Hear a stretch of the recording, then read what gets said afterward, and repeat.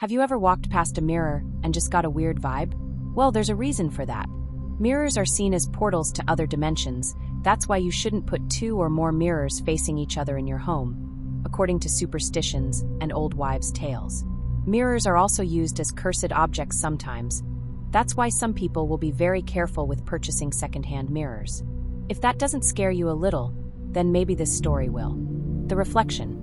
Lena had always been drawn to things that carried a sense of history. Her house was filled with relics from the past, porcelain dolls, oil paintings of unknown ancestors, and worn books. But her most prized possession, the one that made visitors pause as they stepped into her home, was the mirror. It wasn't just any mirror. It was the mirror. The heirloom passed down through 6 generations of women in her family. Oval-shaped and 6 feet tall, it stood in her hallway like a silent sentinel. Its frame was gold leaf, ornately carved with symbols Lena had never been able to fully interpret. Tiny twisted vines and flowers shaped like faces. When Lena had inherited it after her grandmother's death, the will had contained a single cryptic instruction scribbled at the bottom. Never cover the mirror. She had thought it strange, but chalked it up to old superstitions. Her grandmother had always been eccentric, a woman who whispered to herbs and spoke of dreams as omens, but Lena had followed the instructions. For 3 years, it had merely been a beautiful oddity, until the smiling began. Subtly at first, a flash of movement as she passed it, a flicker of a figure behind her. The first time it happened, Lena had laughed.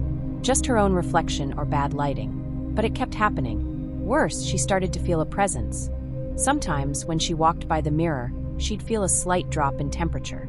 The air became heavier, as if the space around the mirror wasn't part of her house anymore, but something else. She told herself it was stress. Work had been demanding lately, and she hadn't been sleeping well.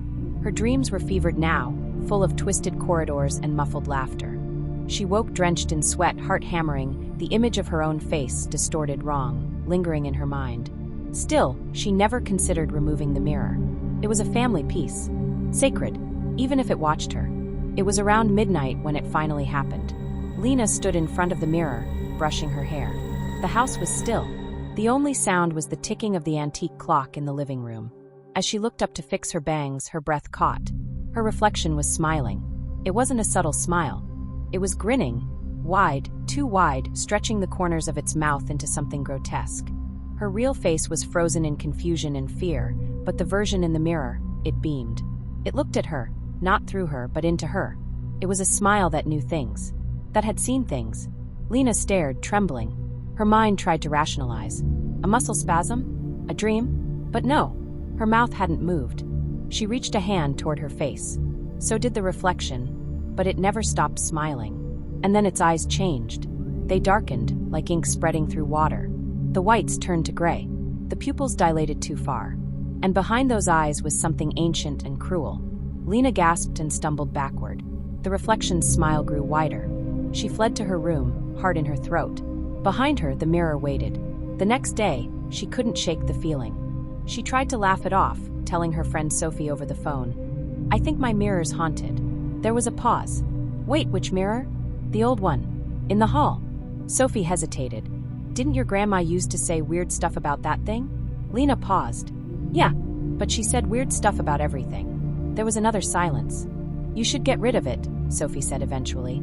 "I can't." "Why not?" Lena didn't know how to explain it. She just couldn't. That night, the dreams came back. But this time, she wasn't wandering corridors. She was inside the mirror.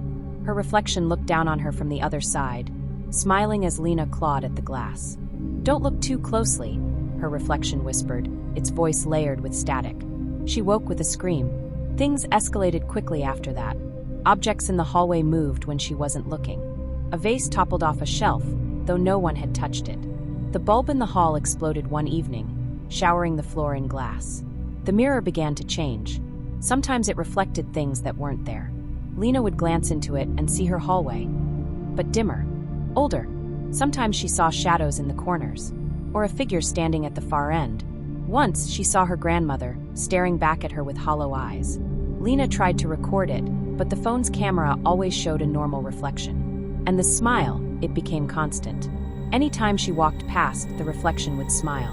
She stopped looking at it, started avoiding the hallway altogether. But the mirror waited. One evening, she heard it, Not in a dream. Not in her head. From the mirror, as she passed it on her way to the kitchen. "Lena!" She froze. "Lena!" It said again, soft and slithering. She turned, trembling. The mirror showed her reflection standing perfectly still. But its lips were moving. "You've been chosen," it said. Lena stumbled back, knocking over a chair. The reflection laughed. It was her laugh, but twisted, layered with something wrong. "You'll never leave."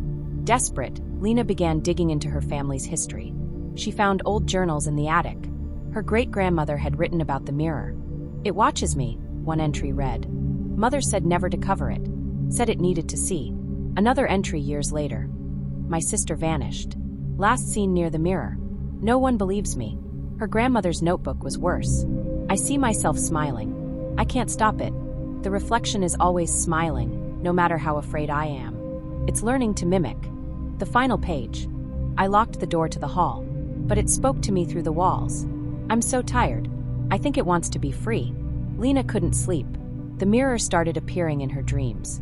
Not just as a portal, but as a presence. It whispered to her, promised her things. Freedom, power, understanding. One night, she woke to find herself standing in front of it. She had no memory of getting out of bed. Her reflection smiled. This time it moved first. It reached out. Lena screamed and ran, but her wrist burned where the reflection had touched it. She looked down and saw faint bruises, shaped like fingers. Lena boarded up the hallway, nailed wooden planks over the doorway. She told herself it was over. But the mirror, it didn't care. That night she heard it speak again. Not from the hall, but from inside her room. "You can't hide, Lena." She turned, and there it was. The mirror. But she had boarded it up. It was on her wall. She hadn't moved it. She couldn't have moved it. And yet there it was, tall and golden, its surface rippling like water. The reflection wasn't smiling anymore. It was grinning. Too wide. Too sharp. It stepped out. She didn't scream. She couldn't. The mirror pulled her in silently. Her body convulsed, twisted, swallowed by cold glass. Her fingernails scraped against the floor. Then darkness. Silence. When the light returned, the house was quiet. The hallway was sealed, but the mirror had returned to its place. It now reflected a young woman who looked like Lena. Only it wasn't. She smiled politely when visitors came. She answered the door, made tea, and laughed softly when asked about the antique mirror. But sometimes, just sometimes, when she passed by a window or walked by a second mirror, her reflection did not follow. Late at night, if you listened closely, you could hear tapping from inside, and a voice, hoarse, broken, desperate. "Please let me out." But the house remained still, and the mirror smiled, because Lena was home.